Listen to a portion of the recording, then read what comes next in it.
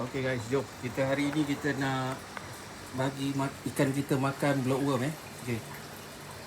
Ni kita baru letak tadi blockworm. Tu atas tu ada lagi. Tapi kita hari ni pakai yang jenis beku lah guys. Jenis beku. Okey, ni ada lagi. Nanti kita tunjuk cara bagi dia. Okey, kelebihan blockworm ni, okey, nak bagi ikan korang aktif, sihat dan ikan korang akan cepat bertelur lah dengan dia cepat besar. Okey. Kalau nak bagi dia, korang buka je macam ni. Dia sebenarnya ada beku Okey, beku. Kita selalu bagi dekat ikan ni lah. Ikan gapi, ikan laga. Korang picit macam ni je. Nampak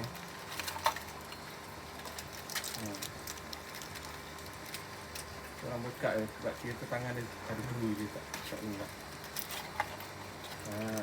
Korang buat macam tu. Korang tengok nampak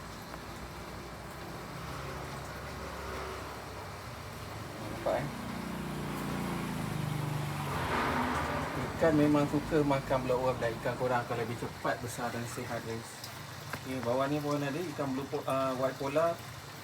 Okey. So jom kita bagi lah. Sebenarnya satu paket ni semua ikan kita tak cukup. Okey, korang tengok lagi.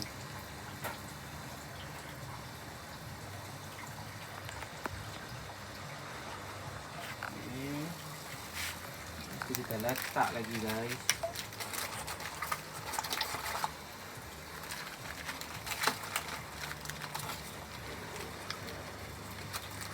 Kelebihan dia macam tu nak bagi ikan korang sihat, aktif, cepat bertelur. Okey. Kita memang kurang bagi makan pellet guys. Kita kurang bagi makan pellet. Tapi kalau kita susah nak dapat benda ni, korang boleh bagi je pellet. Kadang-kadang kita bagi yang hidup. Kalau tak ada stok yang hidup, kita bagi yang beku je. Ikan semua suka makan dan ikan korang akan sihat lah. Nampak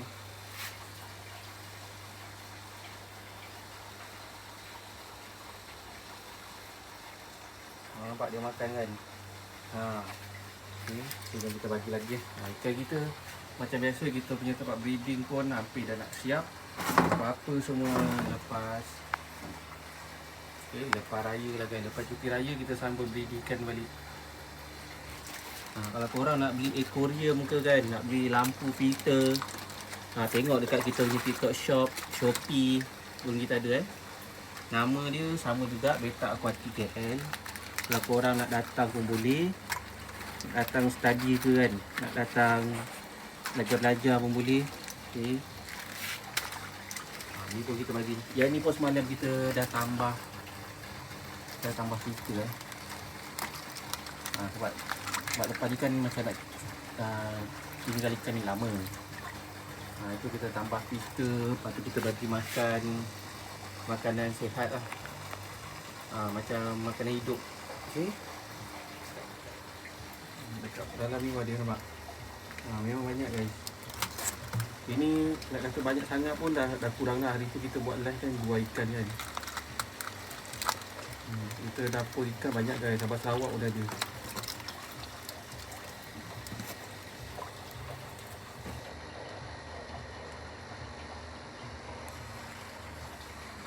Okay guys nanti kita sambung balik. Ikan kita memang semua sihat lah guys. Okay, kalau nak tanya apa-apa soalan boleh komen. Okay, nak beli barang, nak beli ikan ke, nak beli filter. Kalau ikan korang kena WS kita. Boleh dah WhatsApp kita Kita boleh phone juga. Kita Sabah Sarawak. Yang ni anak dia dah berenang dah.